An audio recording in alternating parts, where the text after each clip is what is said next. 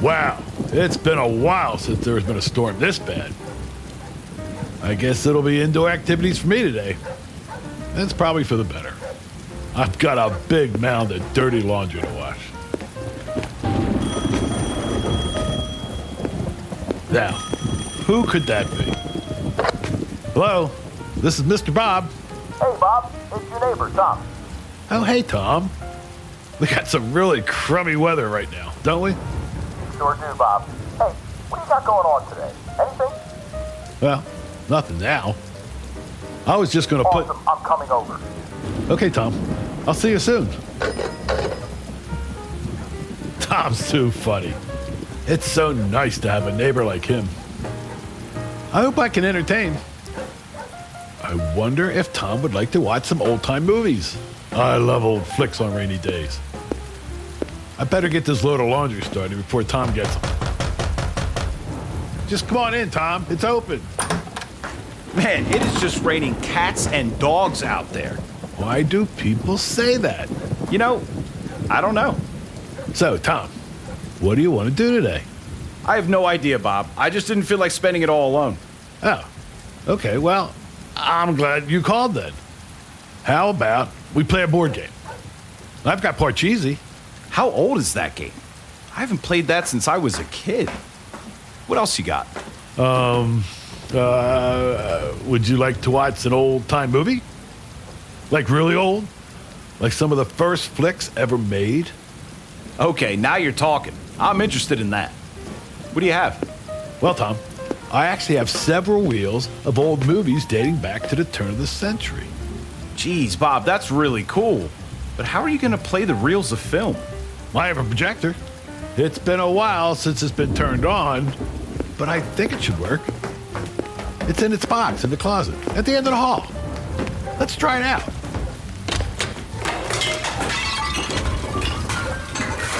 Mr. Bob, with all the cool old stuff. Oh, you haven't seen anything yet. Here's the projector. It's... Are you okay? No, I'm okay. I'm fine. It's just a little heavy. Here, take this plug and put it into that outlet over there. I'll feed the film through the projector. Sure glad you know how to work that projector. I would have had to Google it. Hey, Bob, I was just wondering, when was the last time your house lost power because of a storm? It's really bad out there.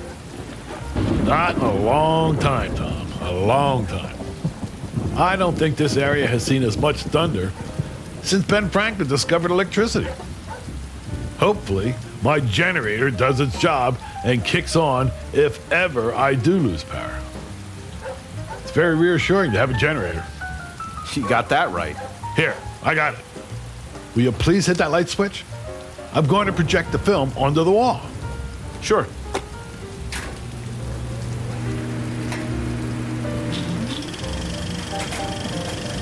All right, it's working. Oh no, something isn't right. What? Oh, crap. Hey. Should we Google it now? Can you grab that light switch again? Whoa! First the projector, now the light bulb? What are the odds? Sure is crazy. Now I'll have to go to the store and get some more bulbs. I should make the switch to something more energy efficient. All right, well, what do you want to do now? Let's go to the next room. I can play you some old-time records instead. We'll try and keep the theme going. Very cool.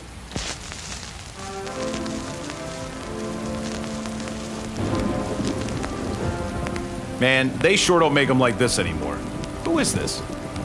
This is Benny Goodman, recorded at the Savoy in New York City. Ah, this is my favorite part coming up, right? Oh, crap, did we... Yep. I think we just lost power. Right now, at my favorite part of the song, too. I can't win today. What's next? Hopefully your fancy generator kicks on soon, or else I'm going home. You know what I just realized, Tom? No, what is it, Bob? Everything that has just gone wrong. Everything that we are using or tried to use is all thanks to one person. The president? No, Tom. It's all thanks to Thomas Edison. Oh, Thomas Edison, right. I was told that I was named after him. Your parents must really like science. I don't know. I think it's just the New Jersey connection thing. Yeah. His laboratory facility was located not far from here. It's actually still there and is now operated by the National Park Service. I should go to see that one day. I bet it's cool. That's it, Tom. Let's go. Bob, it's pouring raining out. No, Tom. I have my time travel cane for my travel blog. We can go back in time and visit Thomas Edison himself. Are you crazy? I think you need to find a hobby. This is my hobby. Come on. What else are we doing? We're going.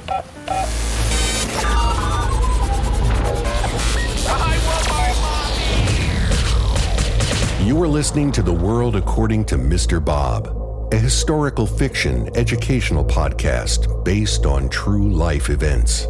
Some sounds and language may be inappropriate. Listener discretion is advised.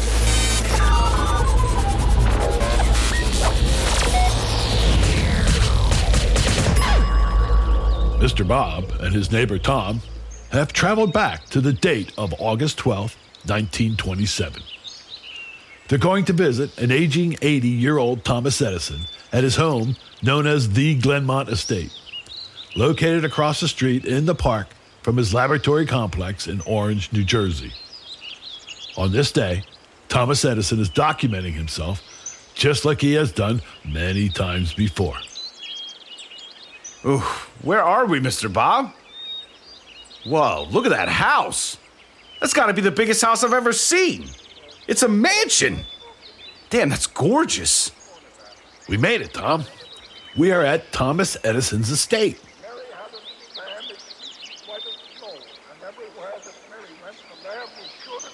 You hear that? Yeah, sounds like an old man talking. I think that's Edison we're hearing. Look, there's an old man over on that porch of that mansion. Let's go over and talk to him.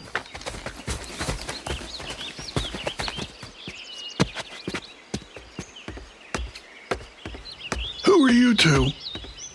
And what are those clothes? Are you both homeless? What? No, sir. My name is Mr. Bob, and this is Tom. Hello. And we came from, well, let's just say we live down the road. What? I'm almost deaf. You have to talk into my good ear, my right ear. I said hello. My name is... What? Get closer. Closer. Real close to my right ear. I'm Mr. Bob, and that's Tom. We live down the road. Why do you keep saying that? We live in the future. What? Future? Ha! What, do you have some type of time traveling device? Ha! Not even my team could invent such a machine. Well, it's nice to meet you, Mr. Bob and Tom. What can I do for you kind folks today? This can't be happening. Well, Mr. Edison, I do have a time-traveling device. I invented it. Honestly, it's how we got to your humongous home. We were hoping that you would show off some of your inventions, if you'd be so kind. What? You have to talk real close to my right ear. Please. I know I'm old. Could you please show off some of your inventions? We are very interested. Yeah, please. Oh, sure. I love showing off my inventions. Did you know I have over 1,000 patents? I've got plenty to show off. Wow, that's a lot of patents. What? That's a lot. Absolutely it is. It's a lifetime of work. Here, I can start with this. This is the second version of my phonograph. This talking machine made it possible to hear and enjoy human dictation and music from the comforts of their homes. This is your second version? Yes, this version can withstand many more playbacks. Take a listen to what I just recited. The first words I spoke in the original phonograph. A little piece of practical poetry. Mary had a little lamb, its fleece was white as snow, and everywhere that Mary went, the lamb was sure to go. You're not exactly Mother Goose. What'd he say? He said, that's fascinating. What else can you show us? Oh, thank you. Let's take a ride over to my lab in one of my electric vehicles. It's just outside this park across the street. Okay, let's walk over to the garage. Did he say electric vehicles? What year is this again? The 1927. That's exactly what he said. I'm a little confused too, Tom.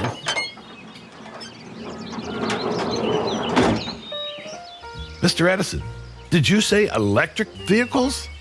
Huh? What did you say? How are your vehicles electric? I invented my own battery and charging system. Took me 10 years to perfect it. It's a nickel, iron, alkaline battery storage system. Don't you remember when all the taxis in New York were electric? They're too expensive to make now. No kidding. Even my pal Henry Ford said electric vehicles have become too expensive to produce in his factory. Besides, with the massive discovery of oil down south, there has become no need for electric vehicles. But alas, electricity is going to be way more important in other ways. Soon, every single household and building in America will have electricity. Just you wait. Henry Ford gave me that Model T over there. Here, hop in the Brougham. We'll fit in that. Geez, this is some car. This is electric? They really don't make them like they used to. Huh? What did he say? They don't make them like they used to, do they? Used to? What are you talking about? This is like a 10-year-old car. Oh, right. So tell me, Mr. Edison, I'm curious with all this electricity talk. Yes? What did Nikola Tesla do We with... do not mention that man's name on my premises. Not again. Way to go, Bob. Well, how was I supposed to know? Aren't you a retired teacher? You should have known that they don't get along. Now, normally, either the missus or one of my sons drive me around. I'm not very good at driving, but they're not here, so hang on. Here we go.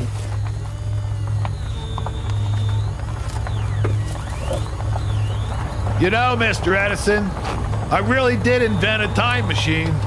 Yeah. Ha. Sure you did. It's true.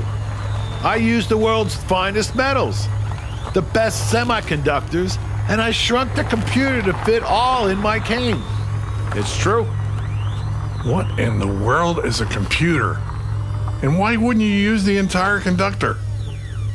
I don't really know how to answer that. Yeah, go ahead, Bob. Explain to Thomas Edison what a computer is. And I'll show you some fine metals. Oh, speaking of metals, I received a letter in the mail the other day from the White House.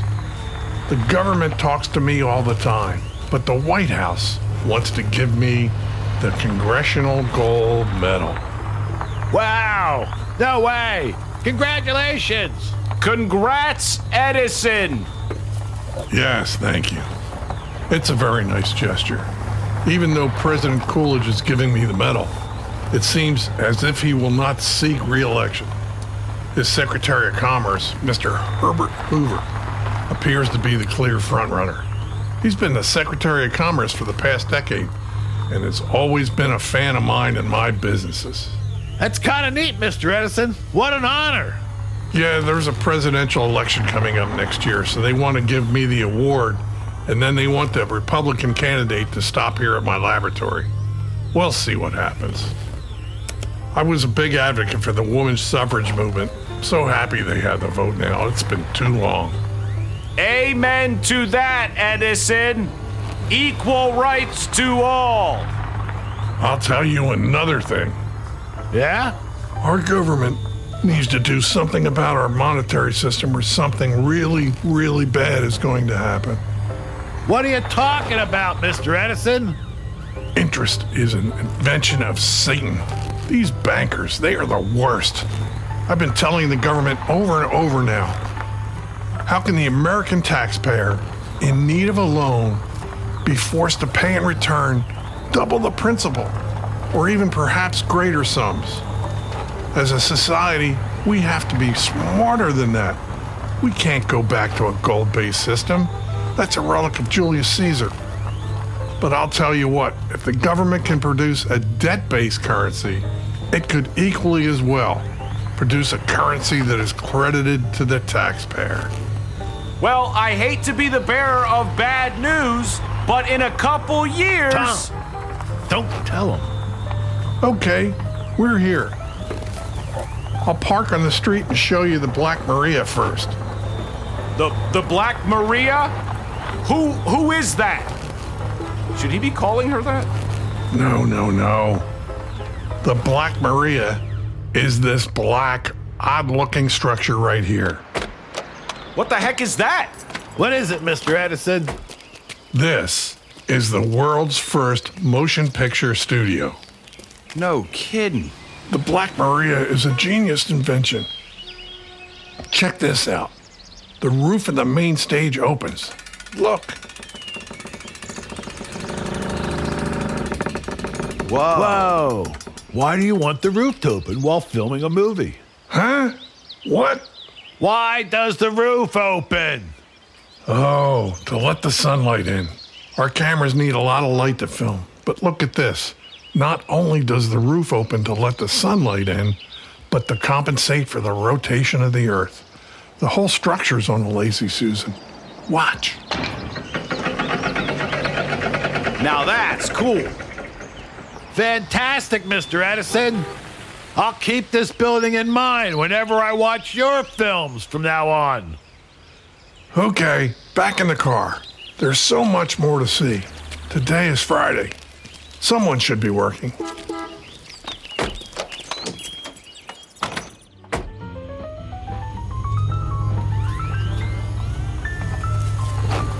How do you invent, test, make, and build everything here? I have a department for everything. Look, this building is my electrical research and testing building. My galvanometer is in that building. Very important building. The heart and soul of this operation. Next is my chemistry lab building. Chemistry is involved in everything, believe it or not. Next building is a mixed space for chemical storage and the pattern shop.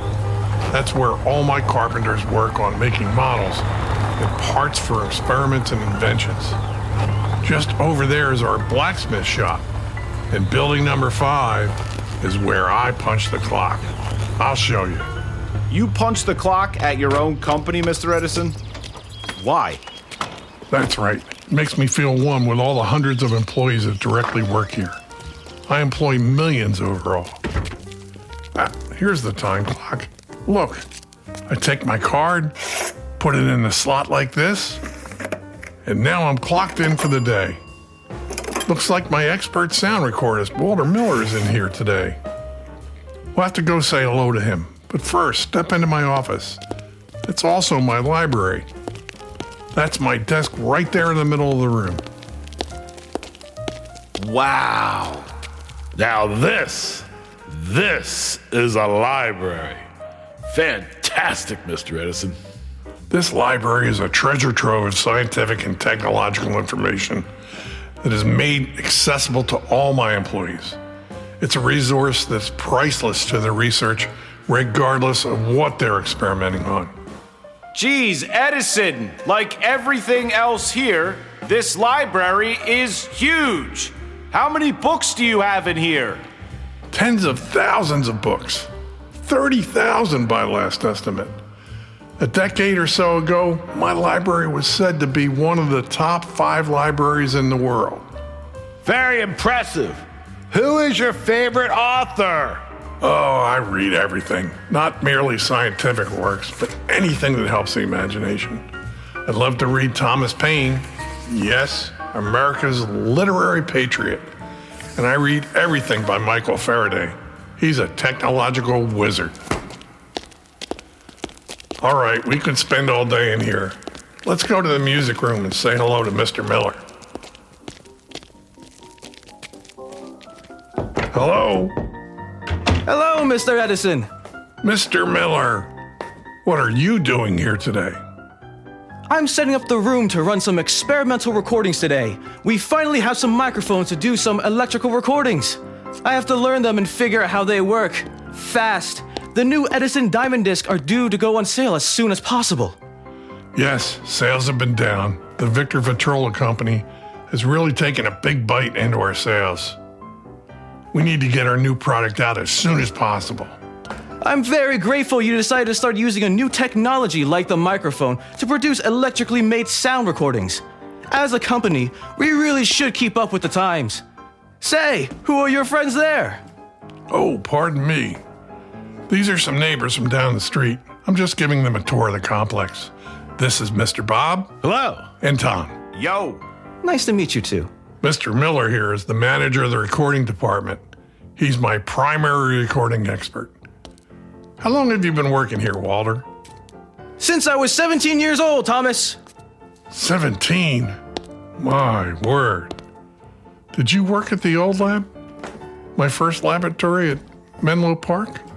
No, sir. I started working here in the Orange Laboratory right after you opened it. I was born in Orange, and when I started working for you, I was just an apprentice boy.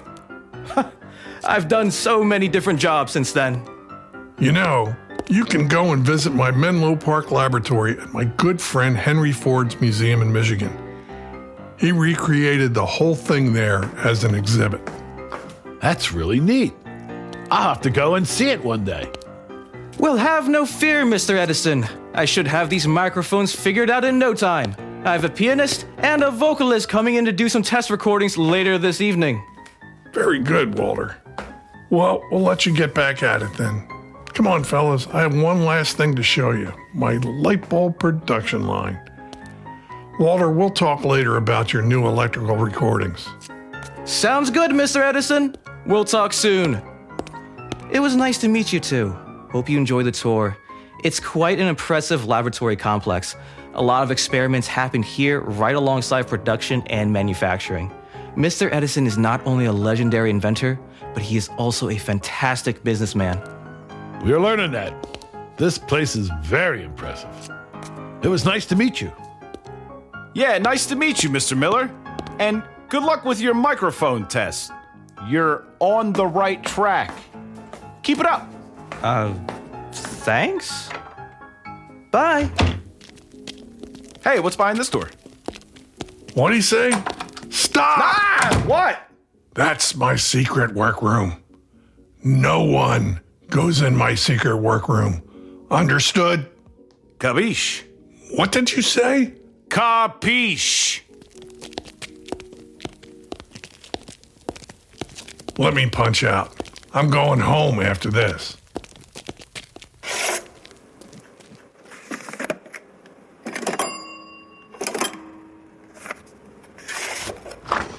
All right, just across the street is my light bulb factory. We used to manufacture my light bulbs by hand at the old facility. Now we've invented machinery for every step in production, from forming the glass to wrapping the filament to construction. Each stage taking only one person to operate.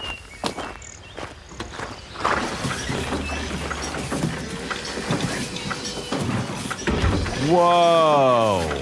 See, this is what I've been talking about. Look around. Virtually every workstation in this factory is operated by a female. If they can work and pay taxes, damn it, they can vote too. Once again, I'm impressed, Mr. Edison. What? Oh, look, there is Dorothy in packaging. I'll show you the final product. Hello, Dorothy. Oh, hello, Mr. Edison. What can I do for you today? Tell our friends here about what you do. Well, by the time the light bulbs get to me, they are complete and ready for packaging and shipment.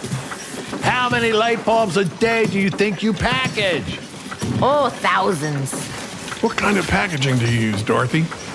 Well, it's a thinner sheet of cardboard that is reinforced in the middle. Each light bulb gets wrapped individually.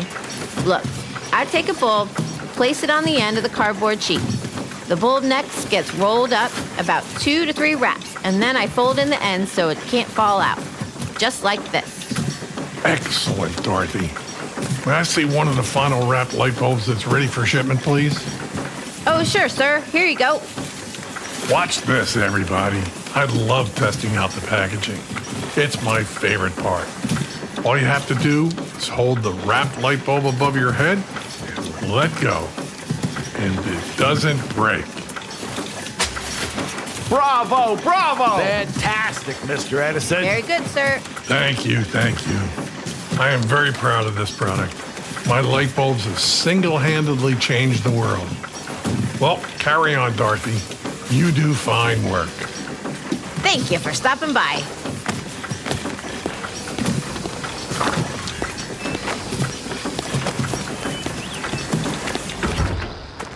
I hope you two enjoyed yourselves on the tour. As you can see, I have a very large operation going on here. Thank you so much for showing us around, Mr. Edison. Everything has been most impressive. Huh? What'd he say? He said, thank you for showing us around. Stop by whenever. I'm going back to my house for a nap. Goodbye now. Bye, Mr. Edison. So, do you understand what I mean now, Tom? When I said that Thomas Edison had a hand in everything? I do now, Mr. Bob. What an inventor and businessman. Like he said, Edison changed the world. And he did it all from right here in New Jersey. Come on, Tom. It's time to get back home. I'm getting tired. Yeah, hopefully it's no longer raining when we get back. I have no control over the weather, Tom.